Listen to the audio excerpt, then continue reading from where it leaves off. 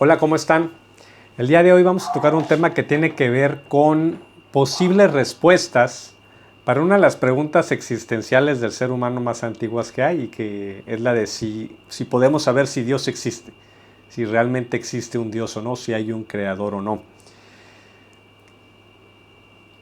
Y eso está ligado con el pasaje del capítulo 1 de Romanos que vamos a tocar el día de hoy, y que toca sobre este tema de si realmente existe esta información en nuestro mundo disponible a nuestro alcance para que podamos llegar a la conclusión de si este Dios es real o no, si el Dios de la Biblia es real o no. Voy a leer tres versículos nada más de la carta del apóstol Pablo a los Romanos, y después vamos a empezar a analizar si existe evidencia que pueda soportar la tesis de que sí hay un Dios, que hay un Dios creador, un Dios como el Dios de la Biblia, y que ha dejado información para que podamos comprobarlo. Bien, les leo Romanos 1, versículo 18, dice: pero Dios muestra su ira desde el cielo contra todos los que detienen con injusticia la verdad. Ellos conocen la verdad acerca de Dios, porque Él se las ha hecho evidente. Pues desde la creación del mundo, todos han visto los cielos y la tierra. Por medio de todo lo que Dios hizo, ellos pueden ver a simple vista las cualidades invisibles de Dios, su poder eterno y su naturaleza divina. Así que no tienen ninguna excusa para no conocer a Dios. Bien, esto es lo que algunos teólogos llaman revelación general, y tiene que ver con, no que algunos, que lo que todos llaman revelación general, y tiene que ver con esta idea de que Dios ha hablado, ¿sí?, pero no solamente a través de la Biblia, como clama la Biblia, que es un mensaje de Dios al ser humano, sino también a través de la creación. Por eso se llama revelación general, porque es para todo el mundo. ¿Has escuchado quizás alguna vez el argumento de que, a ver, una persona que vive en lo más recóndito de la selva del Amazonas, y que nunca le han hablado de Jesús, que nunca le llegó una Biblia a sus manos, ¿cómo va a creer en Jesús para salvarse, como enseñan los cristianos? Bueno, la respuesta que nos da la Escritura es esto, es la revelación general, que Dios ha dado información a través de lo que es visible, a través del mundo, de lo creado, desde la perspectiva bíblica, y que esta información es suficiente para que tú sepas que existe este Dios, incluso para que obtengas información de cómo es este Dios, ¿no? Y cierra estos tres versículos que leí, cierra diciendo que no tienen ninguna excusa para conocer a Dios, dice aquí el apóstol. El término en griego es más preciso porque habla de un tema legal. Lo que dice es, no tienes ninguna excusa legal que valga en una corte. Es decir, cuando tú estés frente a este Dios, en el día en que te toque ser juzgado frente a Él, no te va a ser válida en ese juicio el que tú digas, pues es que yo nunca supe que Dios existía. Nunca lo vi, nunca se me apareció, nunca nadie me dijo, no me convencieron, ¿no? Por eso no creí en Él. La Biblia dice, no, eso no te va a servir como excusa, porque dice incluso, y dice fuertemente, no, a simple vista cualquier ser humano puede saber que existe Dios, e incluso cómo es este Dios, simplemente al verlo creado, la naturaleza, y al verse a sí mismo también, cosa que vamos a ver después. Hoy nos vamos a quedar en la primera parte, donde dice, por medio de las cosas creadas, se puede inferir que este Dios es real, y incluso sus atributos o características especiales de este Dios también puedes saberlas simplemente a simple vista viendo las cosas como están hechas, ¿no? Hoy vamos a ver evidencia de esta información que hay en las cosas creadas, si creemos que hay un creador, que nos dan evidencia de que efectivamente hay un creador, ¿no? Y eso tiene que ver con la idea del diseño. Cuando tú ves algo que ha sido diseñado, eso se percibe, cuando algo ha sido creado para un propósito en particular. Te voy a poner, vas a ver aquí una imagen. Esto es un artefacto, realmente ni sé qué es, ¿no?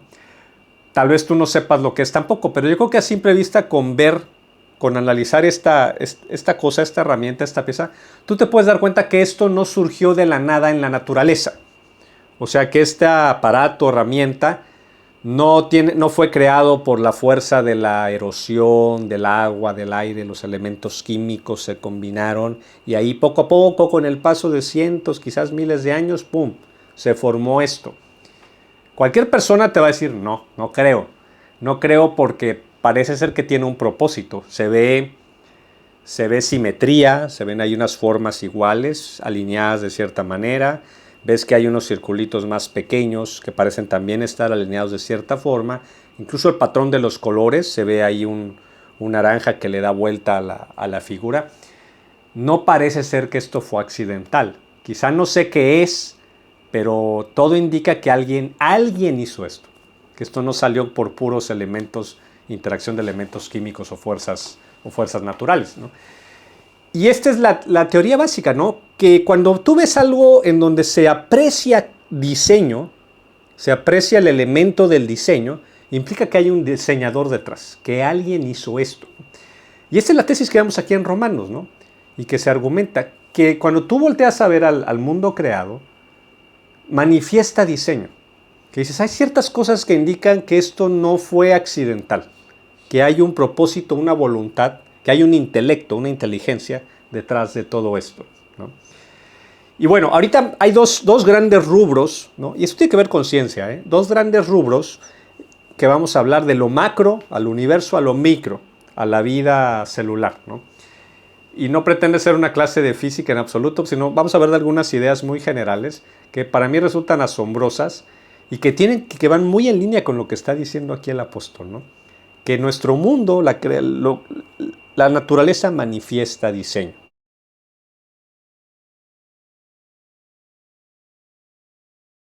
No sé si has escuchado hablar del Big Bang.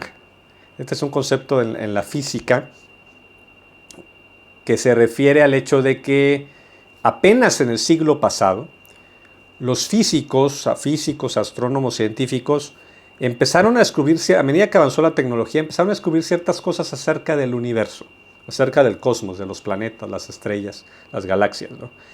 Y algo que descubrieron es que, a contrario a lo que siempre se había creído, el universo no es eterno. Porque hasta antes del siglo pasado la idea generalizada es que el universo siempre había estado aquí. O sea, todo lo que vemos siempre había estado aquí. Entonces, la discusión antes respecto de Dios era si esto había sido producto de un Dios, todo lo que vemos, el universo, la creación, o si simplemente tenía que ver con materia y energía, que siempre habían estado ahí. La materia y energía en el universo siempre habían existido y de alguna manera fueron interactuando por medio de leyes de la física y fueron dando lugar a todas las cosas que vemos, incluida la vida, ¿no? Pero a partir del siglo pasado se corroboró que no, que el universo no es eterno, que el universo tuvo un inicio, tuvo un comienzo. A esto los físicos le llaman el Big Bang o la gran explosión, ¿no? Los avances en la tecnología han permitido medir que el universo se sigue expandiendo, que sigue creciendo, como que se sigue separando, ¿no? Las galaxias, los planetas, esos siguen cubriendo más tiempo. Yo no soy experto en esto, ¿no? Perdóname ahí si tú sabes mucho de física y cometo algunas incoherencias. Voy a tratar de hacerlo conforme lo entendí y pude corroborarlo, ¿no? A ligarlo al tema de hoy lo más fiel posible, ¿no? Pero entiendo que el universo se sigue expandiendo y esto a los físicos indica que hay una causa, o sea, que el universo no siempre ha existido, ¿no? Porque si no ya se hubiera acabado la energía que hay en este proceso de crecimiento. Y bueno, ellos han logrado medir que con ciertas métricas, ¿no? Han logrado medir que el universo tuvo un inicio hace 13.7 millones de años. Que todo lo que vemos, las galaxias, los soles, las estrellas, los planetas, hace 13.7 millones de años iniciaron con una gran explosión, ¡pum!, de la nada. De una cosa infinitesimal muy pequeña, inició todo en un momento, en un punto, inició el tiempo. De hecho, los físicos explican, yo no entiendo mucho de esto, ¿verdad? Pero que en ese momento comienza el tiempo, ¿no? En ese momento surgió la materia, la energía y el tiempo. Y todo lo que vemos en este punto observable. A este punto, al llamado Big Bang, a esta gran explosión, algunos le llaman la singularidad. Simplemente se refieren de esa manera, la singularidad. ¿Por qué? Porque es algo... Quiero pensar que porque es algo completamente singular, o sea, que no ha vuelto a pasar y probablemente no volverá a pasar. Es un solo evento que se dio cuando inició el tiempo, la materia y el espacio, hace 13.7 millones de años. Bueno, ¿y qué tiene que ver esto con todo? Bueno, que esto cambia completamente, pone de cabeza prácticamente a lo que muchos científicos siempre habían pensado, ¿no? Porque si el universo tuvo un inicio, Entonces algo lo provocó. Algo o alguien que probablemente sí siempre estuvo, siempre ha existido eternamente, provocó esta gran explosión, de manera que surgió todo lo que vemos, todo lo que conocemos. Y esa es la gran pregunta, ¿qué lo provocó? Hasta el día de hoy los científicos no pueden dar una respuesta satisfactoria a qué. Ellos no quieren decir quién, ¿verdad? No quieren reconocer que pueda ser una persona, pero no entienden qué fue lo que provocó esta gran explosión.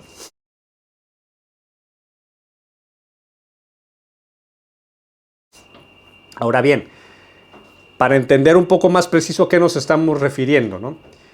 Me voy a referir a un tema que los mismos científicos llaman como la calibración o el ajuste fino del universo.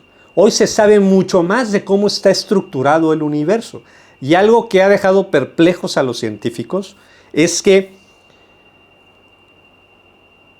hay ciertas cosas en el universo, ciertas leyes, más bien ciertos, ellos le llaman constantes, ciertos numeritos, ciertos números, que son números críticos o importantísimos que tienen que ver con cómo se sostiene y cómo fue creado o cómo surge el universo, ¿no? Ellos le llaman las constantes del universo. Te voy a poner un ejemplo. No sé si recuerdas por ahí tus clases de secundaria, la fuerza de la gravedad. La fuerza de la gravedad, la gravedad es lo que hace, ¿verdad? Que si te tiras de un 10º piso te matas, ¿no? Te atrae, pero esta fuerza con la que la Tierra, que da vueltas, te atrae, siempre es la misma, es 9.8 metros sobre segundo al cuadrado, la fuerza de la aceleración con la que te atrae la gravedad. Y la fuerza de la gravedad es igual aquí, en China, en Júpiter o en otra galaxia. Es el mismo numerito, 9.8 metros sobre segundo al cuadrado. Siempre funciona así. ¿Qué tiene que ver esto? ¿Por qué te digo esto? Bueno, porque si este numerito hubiera variado en una cantidad impensablemente pequeña, no existiría nada de esto. O sea, si al crearse el universo, o sea, al surgir el universo en esta gran explosión, la fuerza de la gravedad hubiera sido pero tantito diferente, el universo no hubiera existido, porque todo se hubiera traído y le llaman, el término que usan es, hubiera implosionado, ¡pum! Se hubiera vuelto a juntar todo en ese punto, ¿no?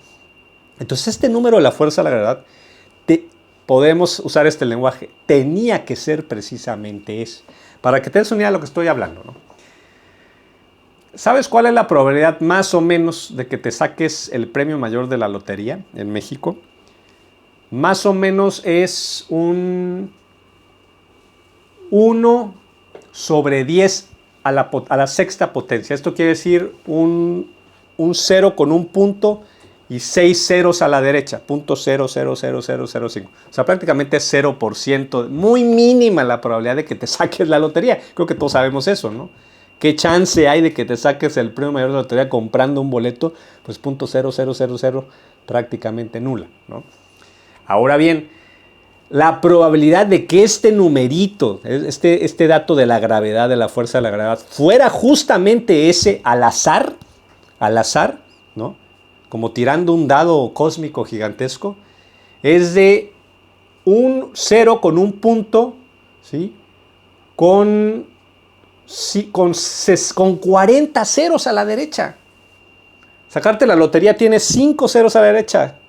El que la fuerza de la gravedad fuera justamente ese número que era necesario para que existiera la vida y todo lo que vemos, tiene 40 ceros. O sea, es muchísimo más difícil que sacarte el premio mayor de la lotería, pero muchísimo más difícil, ¿no? Es casi un milagro que haya sido ese número justamente para que el universo pudiera existir y pudiera permitir la vida. Pero eso solo es un número de otros números. Otro dato. Sabes que toda la materia está hecha de átomos, ¿no? Y repito, no me voy a meter mucho en temas profundos de física y química porque no soy bueno en esto.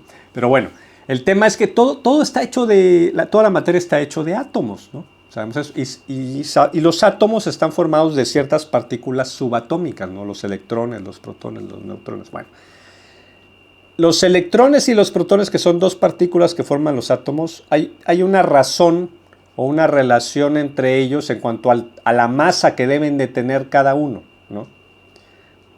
No entiendo bien esto, ¿no? Pero bueno, esa razón de electrones a protones el que fuera justamente, y ese mismo numerito siempre es el mismo en todos los átomos del universo. Ese numerito, si hubiera variado igual en una proporción impensablemente pequeña, tampoco existiría nada de lo que vemos. No existiría la vida, ciertamente, ¿no? Y la probabilidad de que fuera justamente ese numerito entre los electrones y los protones de cada uno de los átomos del universo, que siempre es la misma, por eso les llama constantes, las constantes del universo, ¿no? Es de 1 sobre 10 a la 37ª potencia. Lo mismo, es un número impensablemente pequeño. Impensablemente pequeño. O sea, no... ¿Cuál era la probabilidad de que se diera esto? Es 0.0000 con 39 ceros a la derecha, ¿no? De que se diera justo así. Para que lo dimensiones de otra manera. Leía una comparación. Imagínate todo el continente norteamericano, ¿no? México, Estados Unidos, Canadá, ¿no? Esa masa gigantesca de tierra, ¿no? Imagínate que lo cubres, todo el continente norteamericano, lo cubres de monedas de... buen ejemplo es con 10 centavos de dólar, monedas de 10 centavos de dólar. Ponle monedas de un peso, ¿no? Monedas de peso mexicano. Y lo cubres todo el continente de monedas de peso, pero... O sea, cubres toda la superficie, pero hacia arriba hasta la luna. De la Tierra hasta la luna. Con moneditas de a peso. Ahora multiplico eso por por 1 millón de millones de continentes. 1 millón de millones de continentes. Todo lleno de moneditas de un peso hasta la luna. E imagínate, y la probabilidad, ¿cuál crees que es la probabilidad? De que alguien, un gigante cósmico, marcara una de las moneditas dentro de los billones y billones de monedas. Y a ojo cerrado agarrara y justamente agarrara la moneda. Es un absurdo ese número, ¿no? La probabilidad es 0.000 con 37, 38 ceros a la derecha. Bueno, esa es la probabilidad de que justamente este numerito que hace posible la vida por medio de cómo funcionan los átomos fuera exactamente el necesario para que existiera la vida y existiera todo esto. Porque si hubiera variado tantitito, ¡pum!, no hay nada. No existe nada. No sé si me estoy dando a entender. Lo que quiero decir es que lo que han descubierto los científicos con estas constantes del universo, que son 26 de estos números, 26 de estos números sumamente, impensablemente pequeños, podían variar. O sea, tenían que ser justo esos números para que todo existiera. Eso es importante.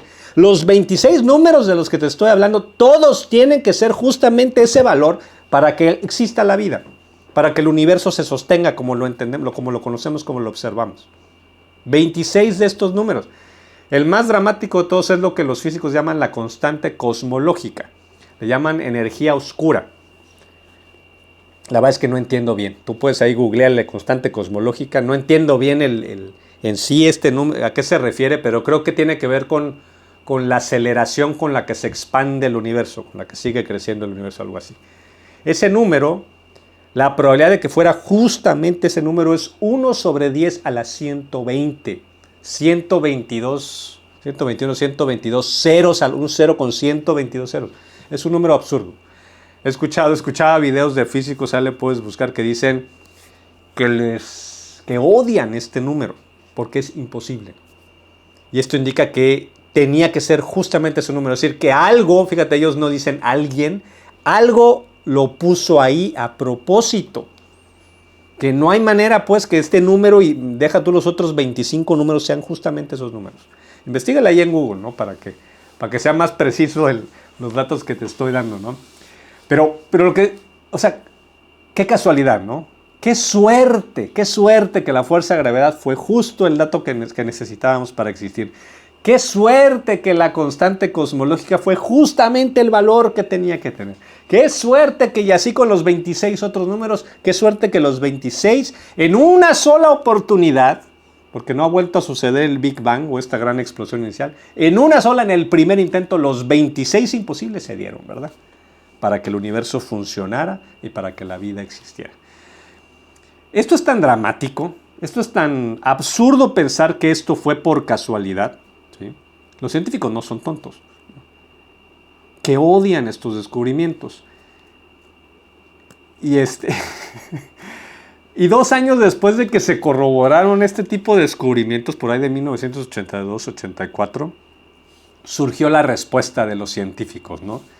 Ellos que decían, no, lo que probablemente sucede, ¿sí?, es que hay millones de universos, pero que no podemos ver.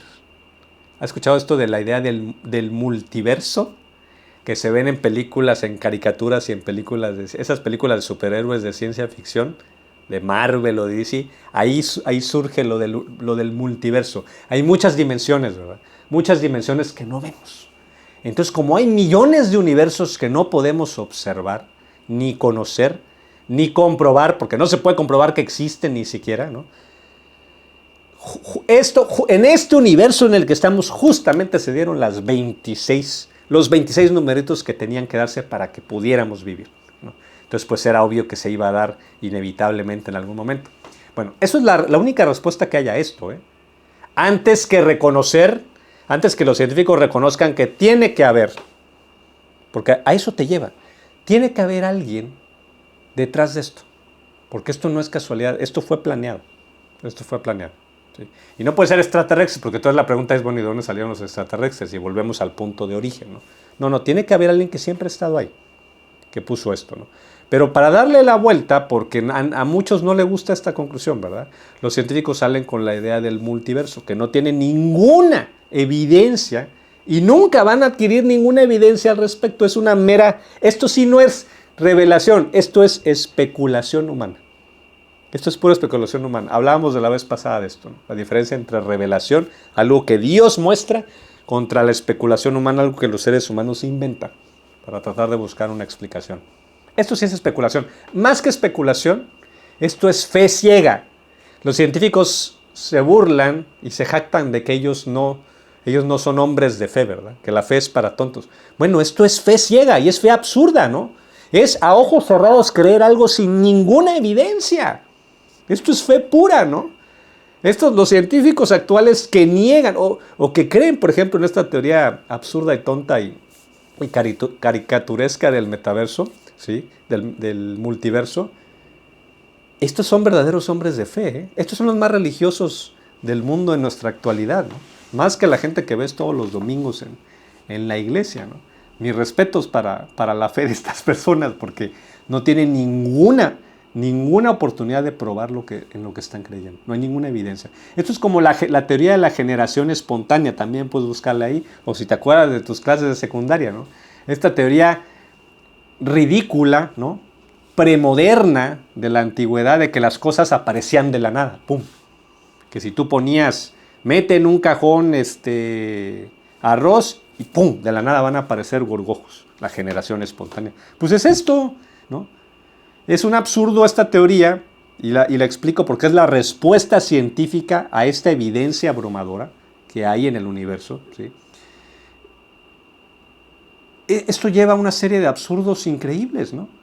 No me voy a meter en esto, pero si la gente que cree en esto del multiverso, de los millones de universos existentes que nadie puede ver, ¿no?, pues entonces la ciencia deja de funcionar porque no hay una causa. La ciencia funciona con causa y efecto y la observación de las cosas que provocan las cosas, ¿no? Si a esas nos vamos, habría que ver cómo le hacemos para explicar la maquinita creadora de universos, ¿no? Porque si hay millones de universos que salieron, ¿de dónde salieron? ¿De dónde salieron esos millones de universos que no se puede comprobar que están ahí, ¿verdad? Entonces es un absurdo y yo diría que es patético, pero es justamente lo que dice Romanos, capítulo 1, versículos 18 al 20, ¿no? Es justamente eso, dice. Dios se enoja con aquellos que detienen con injusticia la verdad, ¿no? Porque lo que de Dios se conoce, sus atributos y su eterno poder y su naturaleza se hacen claramente visibles desde la creación del mundo por medio de las cosas hechas, así que no tienen excusa. Todas estas personas que quieren negar esta verdad, ¿sí?, científicamente observada, esto es interesante, ¿eh? No es que la Biblia esté peleada con la ciencia, ¿eh? Esto va para muchos cristianos que creen que la ciencia está peleada con la Biblia. Por supuesto que no. Pues si Dios es el creador del universo, Él es el creador de las leyes de la física, de las leyes de la química, que son ciencia. No está peleada. Los científicos están peleados con la Biblia y detienen con injusticia la verdad. ¿Por qué? ¿No? ¿Por qué pasa esto? Pues porque a muchos la verdad incomoda, ¿no? ¿Por qué? Porque si tú, fíjate aquí la lógica de esta gente es impecable. A ver,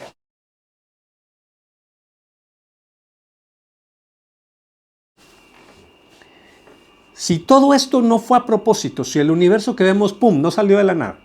Hay un propósito, se ve que hay un diseño, hay un arquitecto detrás, hay un calibrador, hay alguien que apretó las tuercas, que las diseñó y que ejecutó este plan y que de alguna manera, ¡pum!, hizo que provocara esta gran explosión y todo funcionó maravillosamente. ¿Qué características tiene este ser o esta cosa? Bueno, para empezar, no es una cosa, tiene que ser una persona, porque solo las personas funcionamos con propósito, con lógica. Solo las personas elaboramos planes, obtenemos información, utilizamos nuestra voluntad para hacer ciertas cosas y provocar ciertas cosas que tengan un propósito. Eso no puede provenir de una energía, de una fuerza, de un animal incluso, ¿no? Tiene que ser un ser personal como nosotros. Este ser que diseñó el universo de esta manera, tiene que ser una persona. Tiene que ser eterno. Porque si no es eterno, si en algún momento él inició, bueno, vuelves al punto de partida. Bueno, ¿y quién lo creó a él? ¿O quién, o qué, o cómo surgió él? Y volvemos al punto de partida, ¿no? Este ser tiene que estar ahí por siempre. Tiene que ser un ser eterno. Tiene que ser una personal y tiene que ser eterno. ¿Ok? Fíjate que es diferente a las ideas de Dios de Oriente, por ejemplo, ¿no? El Dios de Oriente es un Dios como la energía, ¿no? Como la fuerza, una fuerza global que no tiene mente ni persona, es un todo, ¿no? No puede ser ese Dios. El Dios de Oriente no aplica aquí, ¿no? Tampoco los dioses del animismo, ¿no? Los dioses como los dioses griegos o los dioses romanos o los dioses aztecas, porque son dioses pequeñitos, ¿no? Que no han estado ahí siempre, que no exceden al universo, están dentro del universo en estas mitologías. Tiene que ser un Dios diferente, un Dios infinito que excede al universo. Tiene que ser también un Dios con un intelecto inimaginable, una inteligencia y una capacidad inimaginable, porque cuando ves la complejidad del universo, pues la mente detrás de eso es más allá de un genio, ¿no? Tiene que ser un ser omnisciente, que todo lo sabe, todo lo ve. Este ser, fíjate, si el tiempo, la materia, la energía, el espacio y el tiempo surgieron en esta explosión, este ser existe fuera del tiempo. Él creó el tiempo, pero existe fuera del tiempo. Y entonces él conoce el futuro. Para él el futuro, el presente y el pasado es lo mismo, ¿no? Puede conocer el futuro, puede hablar del futuro y de lo que ha de venir. Este ser, evidentemente, tiene un poder más allá del universo, ¿no? Un poder, el poder supremo que excede al universo, porque con ese poder creó el universo. Tiene que ser un ser omnipotente que lo puede todo, que no está limitado de ninguna manera. Y entonces, pues yo creo que vas viendo por dónde va la cosa, y estoy hablando con pura lógica, ¿eh? Con pura lógica. Aquí no estoy metiendo religión. Lo que se ve en la creación, en cómo está ordenado el universo, corroborado por los científicos más inteligentes y más brillantes de cualquier era, llevan a sugerir que hay una persona detrás de esto, que es eterna, que es infinita, que es omnipotente, que es omnisciente, que existe fuera del tiempo. Este Dios solo existe, en muchas religiones, pero que se agrupan en 3 grupos, ¿no? Existe este Dios, un Dios así, un ser así, solo existe en 3 religiones: cristianismo, judaísmo, islam. Estas tres grandes religiones tienen la misma raíz, comparten la misma raíz, la Biblia. Este es el Dios de la Biblia. El único Dios que cumple con las características que observamos, corroboramos por medio de la ciencia en el universo, es el Dios de la Biblia.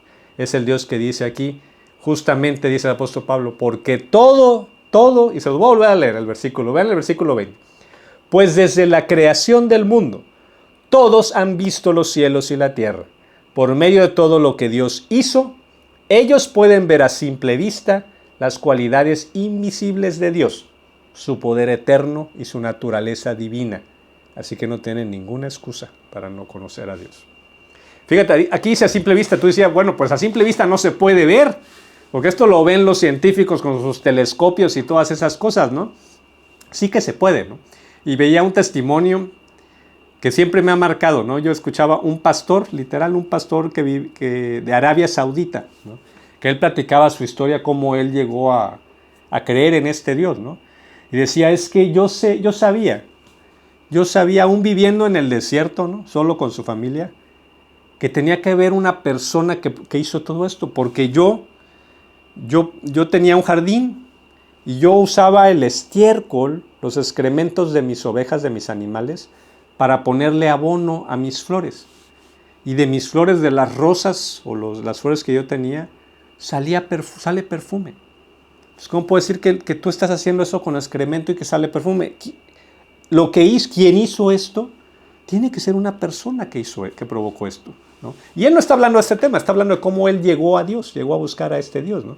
Es decir, a simple vista, dice aquí el apóstol, puedes inferir que hay un creador detrás de esto. Cuando ves un arco iris después de una tormenta, tú sabes que eso trae un mensaje de alguna manera. Tú sabes que eso no puede ser. Sí, sabemos que el arco iris, que es la refracción de la luz y lo que sea, pero detrás de eso, de cómo está armado, hay una idea, hay un propósito, hay un ser que piensa.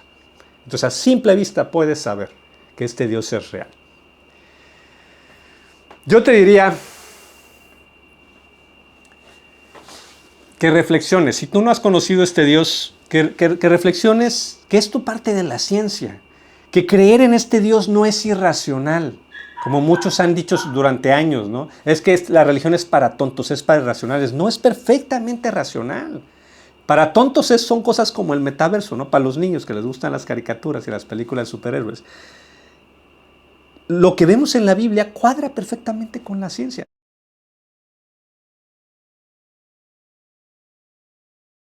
Es más, yo te diría, siguiendo la lógica del método científico, has escuchado el método científico, ¿no? Primero observas la creación, o lo que acabamos de decir, observas datos sobre la creación. Puedes pasar al siguiente paso, a la experimentación, hacer un experimento, ¿no? Si este Dios, por lo que estoy observando, es real, pues este Dios tal vez me podría escuchar, o lo podría yo conocer. Porque si yo hablo, y si yo le digo, oye, si tú estás ahí, puedes contestarme. ¿Por qué me puedes contestar? Porque eres omnisciente, todo lo sabes, todo lo conoces, porque eres infinito y estás en todos lados. Eso quiere decir que me podrías escuchar aquí donde estoy. Porque eres una persona, no eres una energía, no eres una fuerza, eres una persona que habla, que tiene una inteligencia suprema, que tiene un intelecto. Podría escucharte. Si nos vamos lógicamente, no estoy hablando de religión, lógicamente, si nos vamos lógicamente con lo que estamos observando, podrías hacer este experimento y podrías decirle, si tú me escuchas y la lógica me dice y la ciencia me dice que tú me deberías poder escuchar, ¿no? Entonces yo te quiero conocer. Y podrías dar ese paso, ese experimento, ese paso de fe para buscar e invocar a este Dios, ¿no? Y podrías obtener resultados después del experimento. Yo sé cuáles son estos resultados y te puedo traer aquí a 100 gentes que te pueden decir que vas a obtener siempre los mismos resultados al hacer este experimento. Yo te diría que si no lo has hecho, lo hagas esta noche. Que le hables a este Dios. Es perfectamente racional, perfectamente racional. Le digas, quiero conocerte. Tú me puedes escuchar. Quiero que sepas que no quiero detener con injusticia la verdad. No quiero de ser esos. No quiero tapar mis ojos y pretender tapar la verdad con un dedo, ¿no? Solo porque quizás me da miedo que siendo el Dios que eres tan poderoso, tan omnipotente, que sabes todo, que conoces todo, pues tal vez me puedes obligar a hacer cosas que no quiero, o tal vez me vas a castigar por hacer cosas que no he hecho, y tal vez eso nos detiene, ¿no? Y hace que muchos quieran negar a este Dios. Yo te diría que no tienes nada que temer de este Dios. Tienes que temer no buscarlo y no conocerlo, porque entonces el mismo pasaje que vimos dice, no tendrás excusa el día que estés frente a Él. No tendrás excusa legal porque sabías que era real. Pero no tienes nada que temer de Él. Si lo invocas y si le llamas y si le dices que lo quieres conocer, Él te va a responder. Te va a responder. Y eso no se ve a simple vista, pero eso sí ya se ve de manera específica. Es un Dios increíble. Es un Dios espectacular y es un Dios bueno en el que puedes confiar y no tienes nada que temer de Él. Solo deberías de temer el no llegar a conocerlo. Cuando tienes todas las herramientas, toda la evidencia disponible para que puedas hacer este experimento. Te invito a que lo hagas, que no lo dejes para mañana. Seguiremos estudiando Romanos si Dios quiere. Dios los bendiga.